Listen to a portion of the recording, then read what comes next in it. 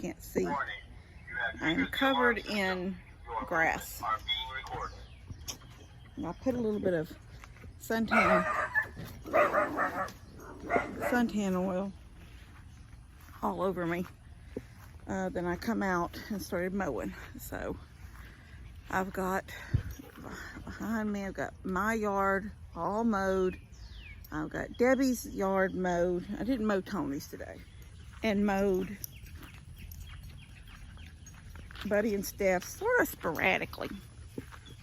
I don't know any other word to say it. I just sort of, I went all around the pool and up to the front and down the front of their house. All the front out by the road that way is done. And then I come around back here and I did this whole section of backyard right here. And so where I'm walking now has been mowed. And I mowed, hold on, I'm gonna turn the camera. So I mowed all of this, all the way, like from the picnic table over. I mowed all through where I'm at. And I mowed this way. Now, there's a little section right there I didn't mow. But then I mowed at the well house and I mowed over toward the chicken. So when I walk there, I'm not, you know, in high grass and maybe not seeing a snake.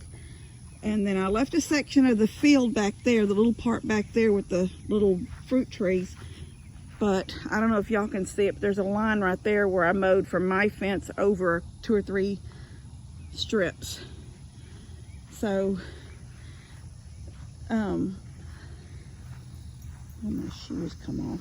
Anyway, got that done. Oh, look at this. Is that not sad? It's so hot. This is a loofah. Climbing up their pool. Is that how hot it is in Texas? Look at this.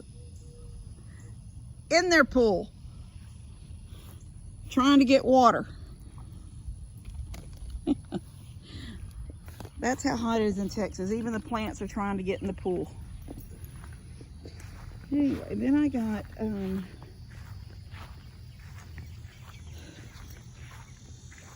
all of this done. I didn't get real close up to that. Look at Minky. She's laid up underneath them trees.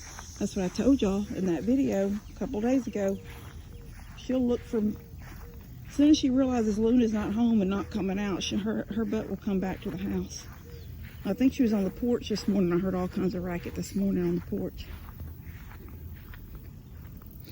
Anyway, then I mowed this little section here, all of that, all around, which this is normally something I do, but the last time I mowed, I think Steph had mowed the day before, and she got her side. I guess that's what she's calling her side. I just call it Mom and Dad's driveway, and I do both sides. But she had mowed this stretch. When I mow Mom and Dad's driveway, which has always been sort of one of my jobs, before Bree had the goat, that little goat patch up there on that hill, I mowed all the way up. Dad had all his bales of hay always there, where all that goat, where that nice fence is, and that new goat building, and she don't even have goats in there anymore. But I used to mow all the way up the driveway, both sides, this side and that side.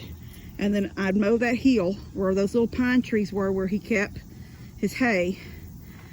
So I'd go up, I'd mow up there, and then I would come back down this side. And I didn't mow right there because there's a plastic bag on. I didn't pick it up. It's hard because you got to pop the brake. You got to put the brake on. You got to turn the blades off. Anyway, and I always kept this little section mowed. But the last time I was going to mow over here, Steph had mowed. And I didn't even pay attention. She had done this side all the way down, but she didn't do anything on that side. And so that was really high. You couldn't even see the Morrow sign. It was completely grass up above it. So I got that done. When you stand in the driveway, get over here, and you look down, it looks so pretty when it's mowed. I got it done. I'm tired and I'm hot, and I'm gonna go did a whirlpool this morning in the pool, and I'm gonna go and get in and do a suction and suck up whatever floated into the, whirlpool is when you run around the outside. I always start on the outside edge, moving around, so get anything that's laying on that, the cove of where it goes up the wall. get all that to move. Then I go slowly a little bit more in, not to the middle, but a little, like a foot in, and do it. So as much as possible, all of it clumps right in the center of the pool. Now there'll be a few straggles of stuff not in the middle, but for the most part it'll be right in the middle of the pool. And then I'll vacuum it with the water hose. I just do the water hose. I bought a vacuum and it wasn't the kind that worked. It didn't work good. I ended up sending it back. Anyway, whew, it's hot. I'm hot. So I'm gonna get back here. My air's going in the camper. This is the camper part that I just want to go ahead and get rid of this. Now the fencing and all Tina put up when she was living here. She had Atticus and what was her big dog? Atticus and dadgum, I can't even remember. She had 2 German Shepherds, and then she had a little Yorkie in the house. Bella, it's gone now. Bella, when they lived inside. So they lived in the camper.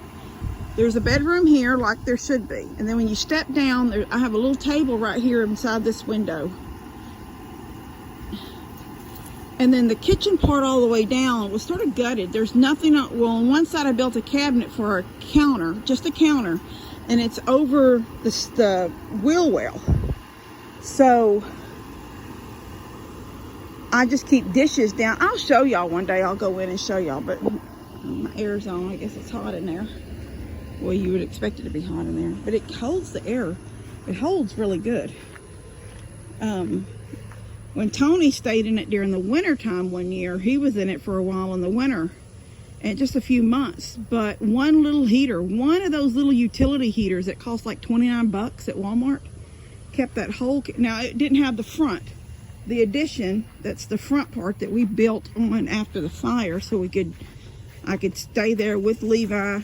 If it had just been me and Levi, we would have been fine in the RV part. But I had, look, I never even got that part painted. The more I walk and look and think, I want to say, nope, just don't look at that. But this part right here that we added on was mostly because I had Caden and Connor at the time.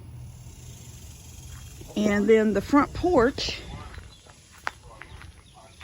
which this is new or newer, from this same right here, this from here over to the breaker box, that's all an addition, 10 foot wide, 30 foot long, the same length as the camper. This is a front porch, but I closed in 4 foot deep of it. You can see right here, it's this wide. It's the width of the porch, but it's only 1 sheet of plywood wide. And that little section walled in there is what I call my Christmas closet. And it holds, originally it held the totes for the daycare center that I decorated, because I used to decorate a daycare center for fall and for winter.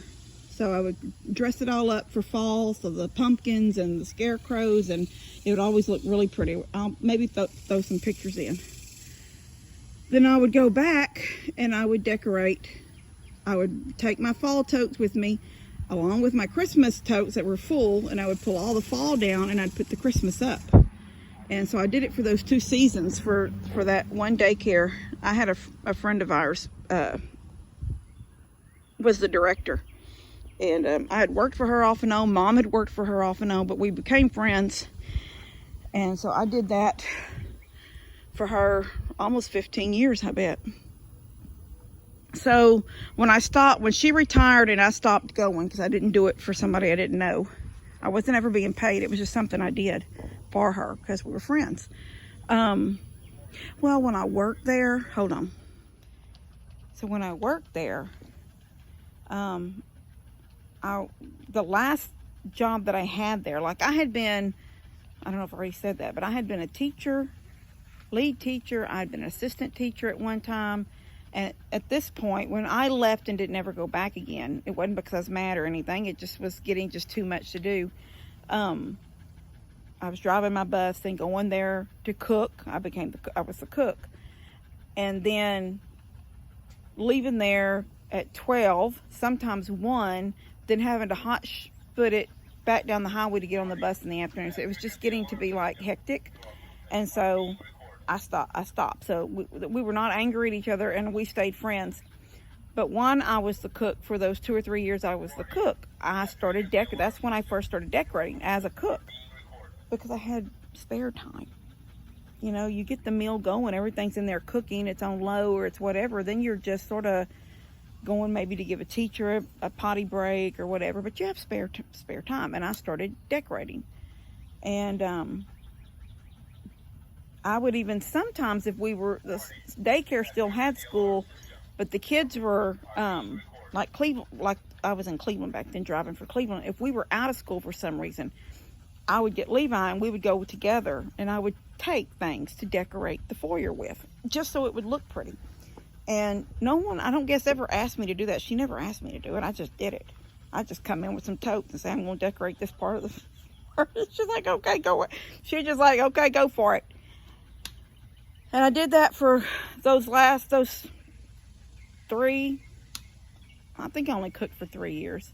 I did that for those 3 years. And then when I left, that first year that got time for fall, I don't know if she called me or I called her, but I was like, are we gonna decorate? And I continued to decorate and did it for 10, I said 15 a while ago, but I don't think it was a full 10, maybe 10 to 12 years maybe. At one time I even did a second center for her, because she was actually the director over this center, but she had there was no director at another center, so she was sort of jumping between 2 centers. And so I said I would decorate another one for her, and I did that. So anyway, regardless of all that, when she retired, I stopped decorating. So all that stuff is in that, what I call the Christmas closet, along with the stuff I use for the front porch when I would decorate for fall and Christmas. So it worked out really good to have somewhere big, because up before that, it was stacked. Like, some would be in the actual camper house in corners that we weren't using, that I could stack some totes up the wall. There would be some in like Levi's closet, some on the laundry room up high on a shelf. It was just everywhere. And it was like, there would be some times when I would get there and I'm thinking, dadgummit, that other tote is, you know, I didn't get that other tote. It's in the closet, or it's in here, and I forgot to bring it. And so it got to where I closed that little section into but that was the original porch of the house. And it came from this house after the fire.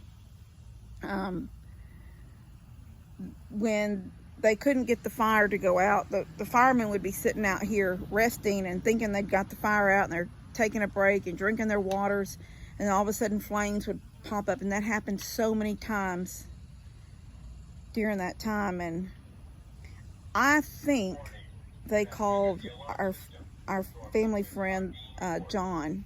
He lives down the road down here, and he had a backhoe. I think it was him that came and with his backhoe, because they had to take the backhoe and sort of like pull at the roof, pull some of the roof off with that backhoe, so they could get up in there from the outside and put it out, because they weren't being able to get to it from the inside. But when they got here, Daddy had him. I think it's hard, because I think God takes those things out of your mind that were devastating. I think I've talked about that before. I just think he does. I mean, we can keep trying to drag it up and drag it up and drag it up, but why would you? If God took it out of your mind not to remember it, not to think about it, why do you want to drag it up? Just let it go. You're over it. You've passed it. Give it to God. You know those little sayings that said, give it to God and go to sleep? Give it to God and let it go. Don't keep dragging it up, because it's just putting negative into you. Just let it go. I do not remember a lot of details of that night. I don't even remember how long we stayed at Mom and Dad's after the fire, like while we were waiting for this to be built on. I don't remember any of that. And I don't remember for sure if it was John that came down here with his backhoe. I know he came back after the fire when the fire marshal had given us the okay that we could go in it and take things. Like, I wanted to take doors and stuff. I wanted to take as much as I could out of it. John was here that day, and it seems like we were talking about when he came with his backhoe. And that may be the only reason why in my mind I think it was him with the backhoe, because I think we talked about it. But I don't remember. But I do know that at some point, Dad had them use the backhoe to pull the porch away from the house. It was just out here in the yard, the porch. And when this got built, this front little section to this camper got built, that's the porch we used to put up against the little house of it. And then, like I said, I closed in the one little 4-foot corner so I'd have it for Christmas stuff. But anyway, everything's done. Mankey! Get off that road! See, this is... She's got 75 acres to go that direction, and she goes out there. No, ma'am. You don't go to the road. Anyway, I'm going to go get in the pool and suck up all that stuff, and maybe tell Levi he can come on out. I told him he couldn't swim until I got that sucked up, so I'm going to go tell him he can come out. Anyway, I love you guys. God bless y'all, and I'll see you later.